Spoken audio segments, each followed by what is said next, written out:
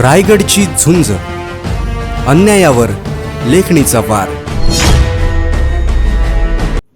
Karjat police ठाण्याच्या हद्दीतील कर्जत खोपोली मार्गावर तळवली गावाच्या हद्दीत आज दुपारच्या सुमारास रिक्षा आणि कार यांच्यात भीषण अपघात घडला.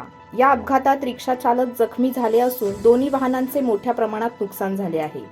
मिळालेल्या माहितीनुसार रिक्षा क्रमांक MH06 AF6152 आणि कार क्रमांक MH05 EA3426 यांची समोरासमोर धडक झाली. अपघाताची माहिती मिळताच कर्जत पोलीस ठाण्याची टीम तात्काळ घटनास्थळी दाखल झाली. अपघातात जखमी झालेल्या रिक्षा चालकाला त्वरित उपजिल्हा रुग्णालय कर्जत येथे उपचारासाठी दाखल करण्यात आले आहे. दरम्यान या भीषण अपघातात दोन्ही वाहनांचे मोठ्या प्रमाणात नुकसान झाले असून घटनेचा पुढील तपास कर्जत पोलीस करत आहेत.